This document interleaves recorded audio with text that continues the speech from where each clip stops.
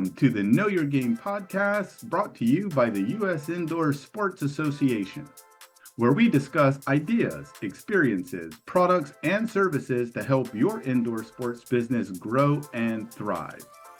Be sure to like and subscribe if this is your business or you'd like it to be, and join us as we learn.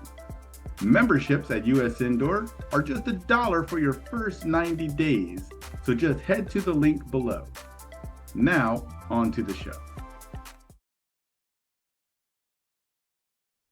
Welcome back, everyone, to the Know Your Game podcast. I'm James Hargrove, Communication Director for US Indoor, and today our special guest is Sam Migliano. And Sam, did I pronounce that right, your last name? Close enough. Close enough. All right. Well, well, from here on out, it's the Irish side of me, right? So no. Well, from here on out, it's going to be Sam, so I don't have any more worries on my side on that. So You're good.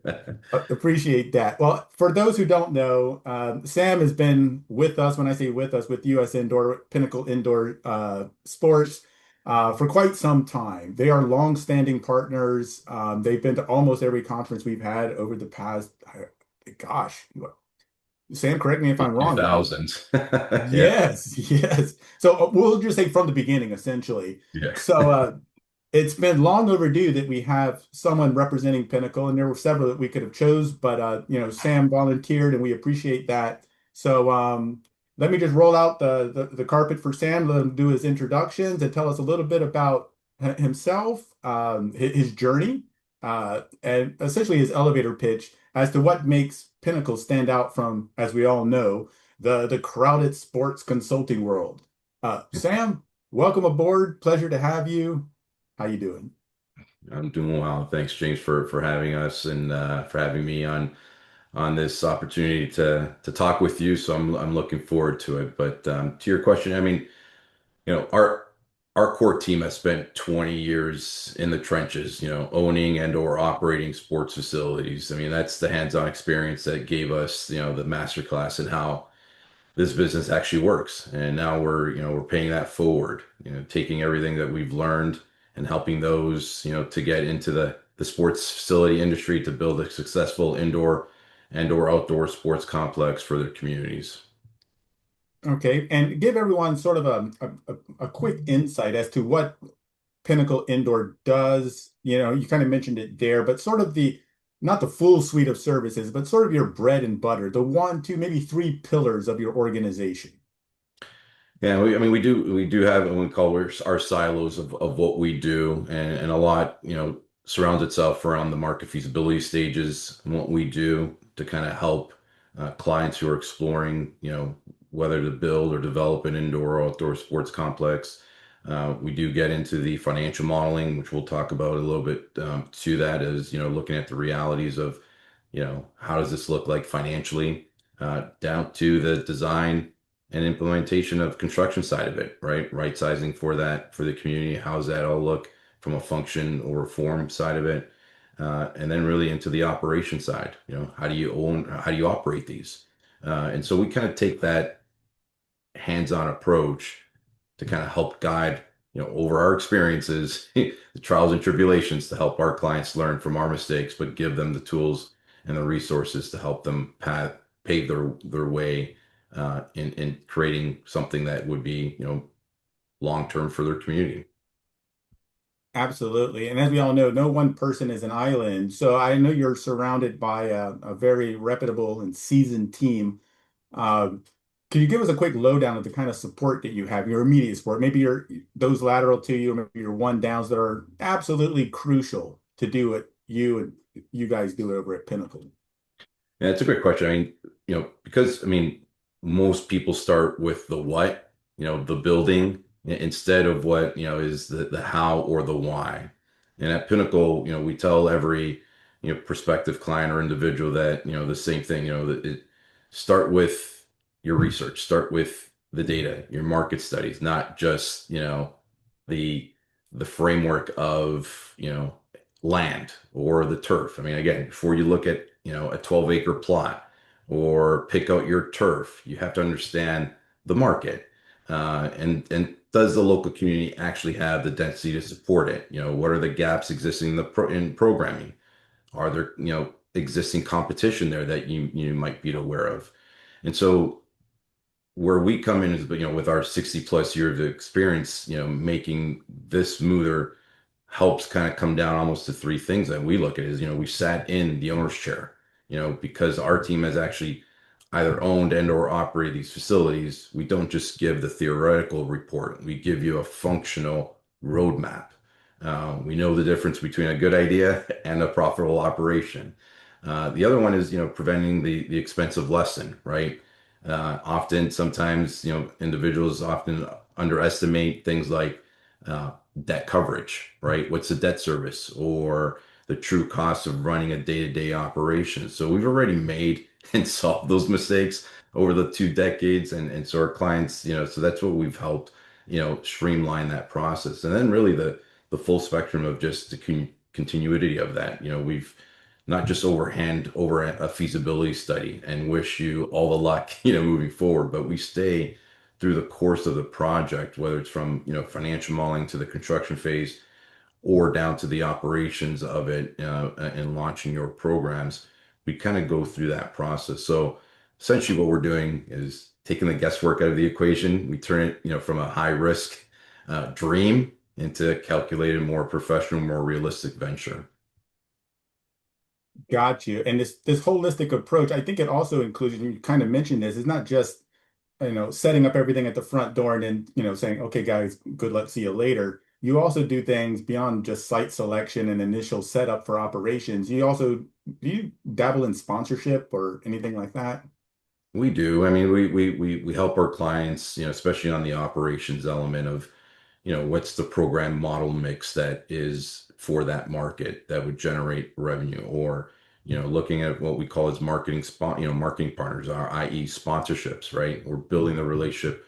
We're trying to generate not only just revenue, but fulfilling the implementation of those partners and not just make it feel like a transaction. So how are they feeling a part of the facility is more than just the dollars and cents, which obviously, that is a critical component, but is also building the relationships that you've got to partner throughout your facility. So those are some of the elements that we try to kind of highlight or hone on so that, clients have a good understanding of the intricacies of running these types of facilities or operations. Got you. And I know it's in the name Pinnacle Indoor, but you guys also cater to outdoor facilities or facilities of any complexion. Are there any major differences dealing with clients who are either in the indoor versus outdoor space? And if so, what would those considerations be? Yeah, so great question. And we're going through a phasing of our name to kind of Pinnacle Sports. And so we do give, some notion to that, indoor, but we also work on the outdoor elements to that. But I think that's a great valid point of the difference between the indoor and the outdoor side of it, right? And just as we move from an outdoor complex, the shift focuses a little bit, right? Weather is a factor, right? With an indoor facility, you can control the climate. With outdoor fields, you're at the mercy of Mother Nature, especially if it's grass versus a synthetic turf. So kind of we look at a lot of things, whether it's drainage, or the high quality of turf. And again, and make sure that on a weekend tournament doesn't get canceled because, Friday morning showers come in and now we've got an issue to deal with. The other point too is the revenue model, right? Or the revenue window to that. Outdoor sports are often seasonal.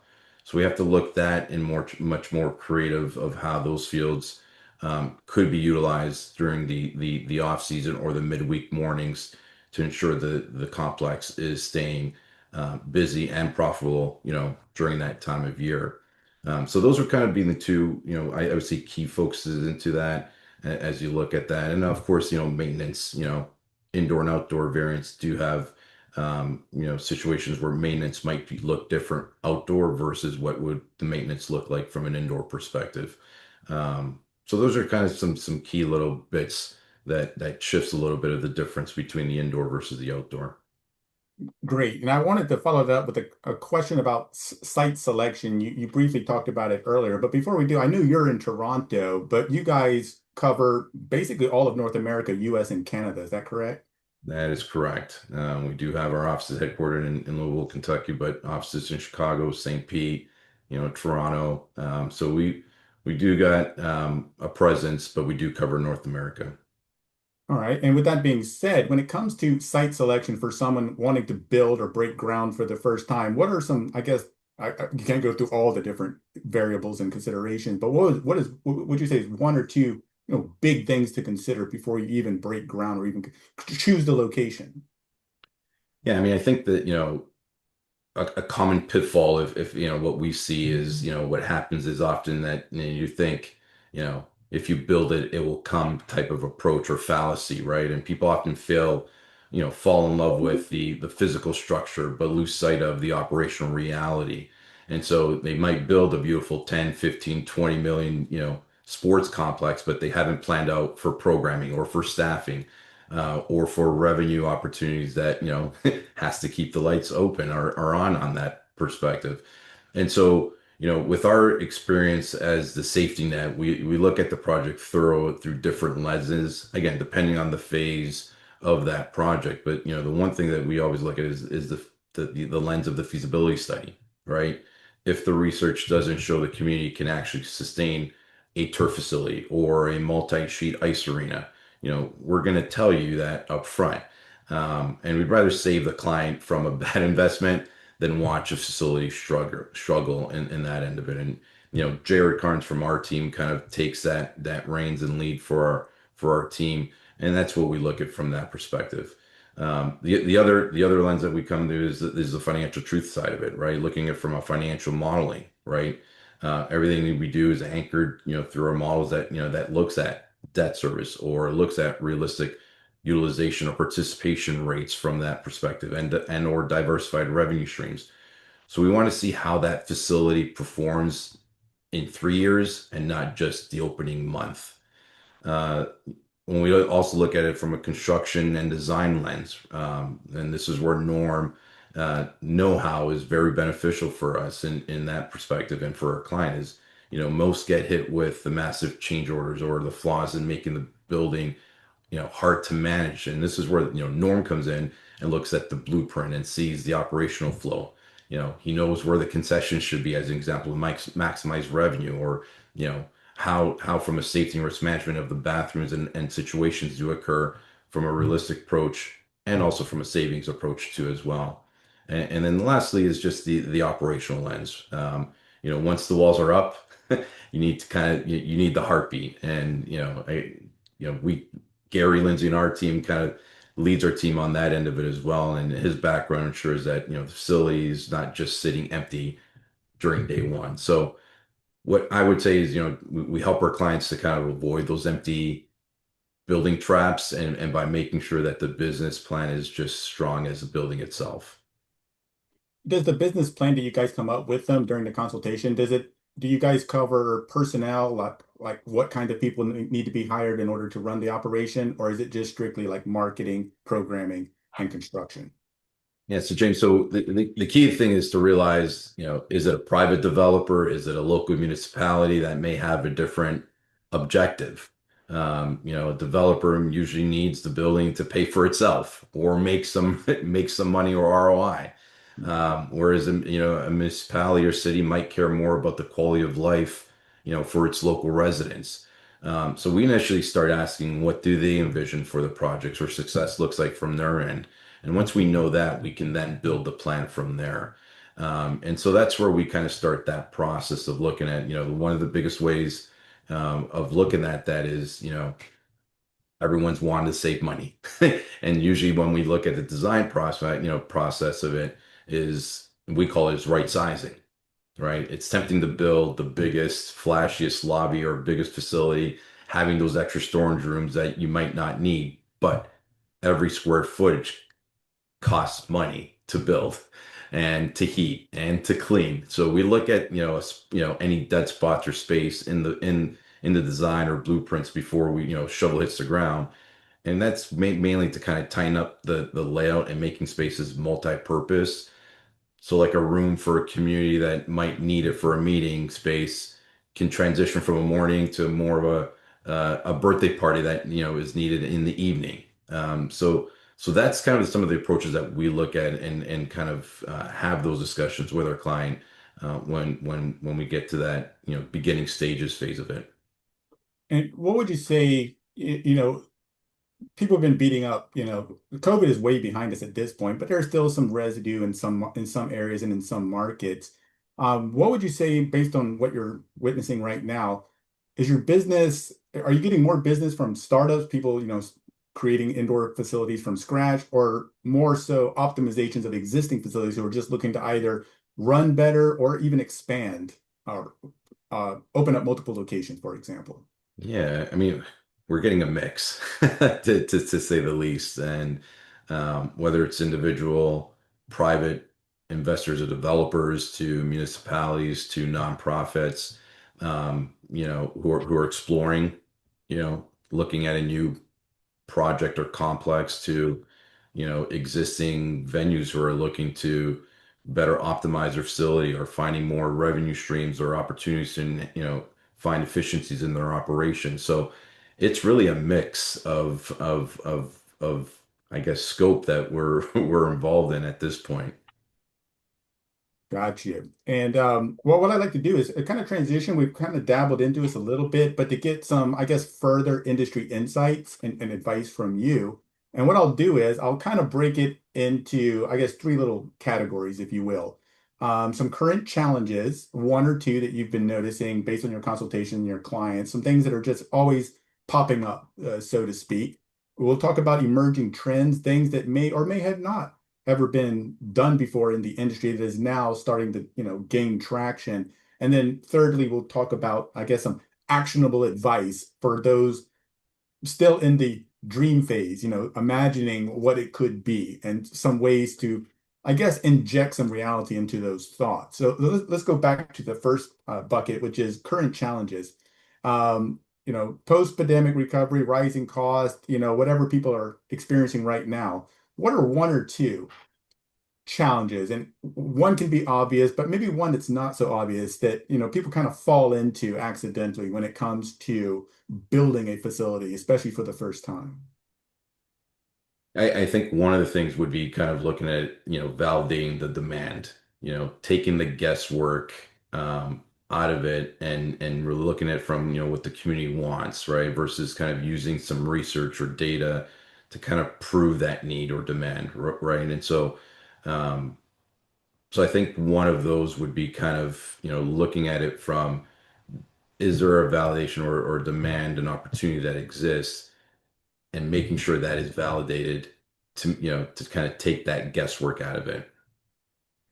Great. And how often, you don't have to give me an exact number, maybe, generalize it a little bit, but how often do you consult with people who have, fistful of money, all these grand ideas in their head, but once you consult with them, you realize, this is essentially a pipe dream for them, and maybe they're just not thinking realistically. Do you encounter that often? Yeah, I think what happens some of the time, most of the time, I mean, I think, there's a mix to it of is again understanding the business aspect of it, right? And expecting that there is a huge ROI, coming at the back end of it. And so, those are kind of some of the realities of looking at this, if there's, if an individual is looking to make a hedge fund ROI, Mhm. probably not the industry that you're going to explore, but more looking at is, um, something that you might want as a legacy or for that or something that you're looking to build for the community because it's a quality way of life and providing avenues to that.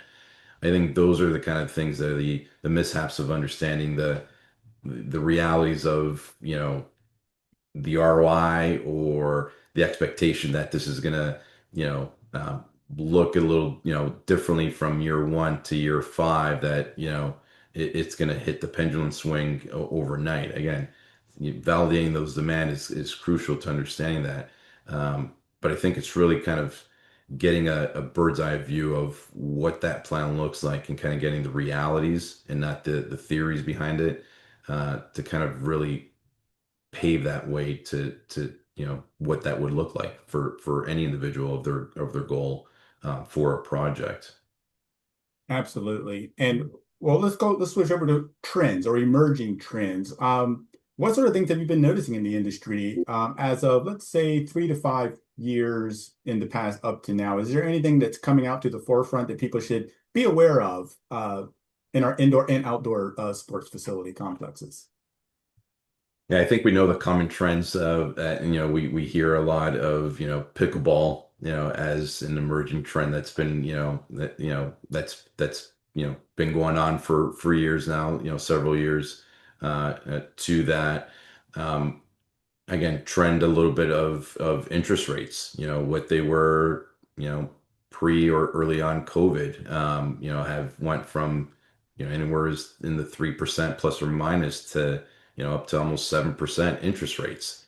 And so that is a game changer for some that, who are looking for a traditional loan or financing through the banks. I mean, that, a 3% versus 7%, is a big, a change to that.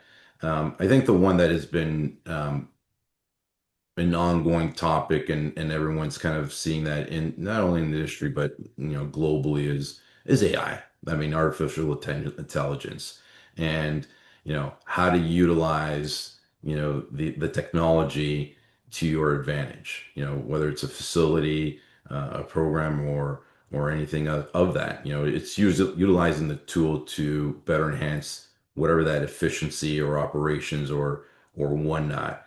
But I always use the caution of, AI would help in certain aspects of it, but it still doesn't take out the human element to that, right?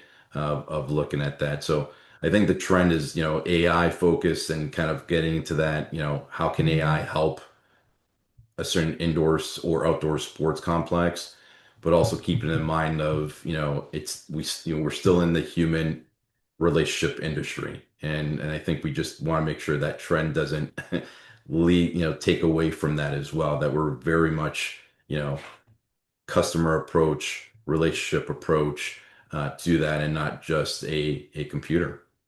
Absolutely. And I think our industry is one of the few, if, or several that is somewhat insulated from the whole AI takeover, if you will. You just said it. People in the loop is very important for what we do and why people come to our facilities anyways, is to interact with other humans and to socialize and get better at sports and just have a good time in general. So yeah, I think we're looking pretty good. We don't have to worry about the robots taking over quite yet in our industry. All right, Sam, for our listeners, maybe those you know, coaches eyeing a local sports flag or a town official pitching a rec center, what would you say is your top piece of advice on getting someone from an idea in their head to, let's say, the ribbon cutting? That's a great question, James. The best advice I can give is to build your business model before you build the building.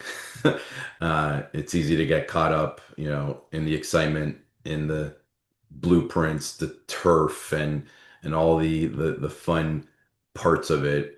But the success of a project isn't decided, not at the ribbon cutting, even though it's a great ceremonial, but it's decided in the planning phase. And you know I'll kind of focus on a few, I'll say three things that, I think would hone on to it is, I've said this before, validate the demand, right?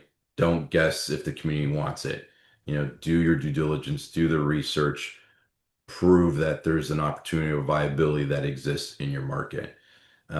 Secondly, I would ask, is the design for the operations? This is where, you surround yourself with a team of those who are experienced into that and really kind of provide you that support to understanding the design of these operations of running that. So look at the layout and ask, again, whether it's an existing facility or an advisor, and just get an understanding of what that looks like operationally as it kind of functions into the design aspects of it. And then lastly, I mean, the other small piece I would add is, plan for day two. Everyone focuses on grand opening. You know, we focus on what happens 6 months later as part of that. So if you treat the facility, as a living business from day one, the path from idea to ribbon cutting becomes much smoother. Great. And what would you say, uh, again, maybe just one, if you could, or two, what are some of the best underrated tools for facility success? I think, well, one I'll add is, customer map plot. I think most people guess, where their players or customers live. But we use data to map out exactly, where your customers are coming from. And it's a secret to spending your marketing budget effectively because it tells you exactly which neighborhoods or which market or penetration to target and where those quote unquote dead zones are. And it takes that guesswork of filling that out and kind of putting that into framework. So I think having that map plot is a tool that could help those existing facility operators understand where their market penetration is coming from. Got you. And I guess in closing, for my questions for today, is there any book, resource, podcaster, or something that every developer needs to have on their bookshelf or in their pocket, or at least be able to refer to? Well, I'll hit two here. One, I think US Indoor is a valuable, highly suggested resource. Not only obviously from its yearly industry conference, but there are resources and tools that, could help anyone at any phase of the project kind of um, get some of that information out there and helpful for them to build relationships or finding out what tools or relationships that are there that they can help through that. The second I would say is whether it's a pure operated facility owner or again someone who's in the industry as consultants or advisories to that. I think that would be a second you know tidbit I would suggest for anyone that's looking into that is to kind of really learn from them, right? Listen to them, understand, ask the questions, right? It takes a lot of that learning curve out because they have done it through their experiences. And so why recreate the wheel where you can kind of just, have a business model that, has been proven or has been in action that you can build on your own together without doing it on your own. Great. And you're coming to the conference this year, is that correct? Yes, we will be there at the conference with our team, and we're looking forward to being there this year at Reno. Awesome. And so, yeah, with that, I think this is a good segue for me to do my spiel about the conference. For those who haven't signed up, now's your chance. Be sure to do so. We expect record numbers this year, as we do each year. We get about a 10 or 15% bump up in attendance, which we definitely appreciate. So, yeah, are you guys exhibiting also this year, Sam? We will not, but we will be there. In segments or any roundtable or anything that we typically are involved in at the conference. And of course, anyone who's wants to talk further, wants to sit down, and we'll be happy to do that or pick our brains. We're we would be happy to do that. And let me just make that suggestion even stronger. For those who may or may not have ever attended our conference, one of the biggest draws or advantages is the networking opportunity from your peers, those lateral to you, up to all the way up to seasoned veterans like Sam and many others, especially the folks from Pinnacle. Catch them at the bar, catch them out at the coffee social. Just say, hey, there's so much value that can be garnished from these interactions. So I encourage everyone who will be there. Yeah, don't be shy. Literally reach out and tap, Sam, for example, pick his brain a little bit while he's there. Yeah, Uh, or we'll build the network too that we might not if help them kind of push them in a direction where they might be looking that we could, again, as you said, James, it's networking. So we're all here to help each other out and help those that are looking for those answers or questions. awesome. Well, Sam, before I let you go, how can folks reach you between now and the conference if they plan on talking to you there? Absolutely. They can reach us a few ways, but they can reach us at on our website at www.pinnacleindoor.com. And they can reach us directly through our website, or they can even reach us, via email or directly to me at sam@pinnacleindoor.com or at info@pinnacleindoor.com. Awesome. Well, once again, thank you, Sam, for doing this. We appreciate your time, those tips and suggestions, and sort of the insight into an aspect of our industry that we don't often, or as often as we should, promote or recognize. So, thanks, Sam, for being here. We look forward to seeing you at the conference. We look forward to seeing all of you listening to this right now at our conference. And until then, I want to say take care. Sam, pleasure to have you. See you Thank on you, the next. James. You bet. Take care, everyone.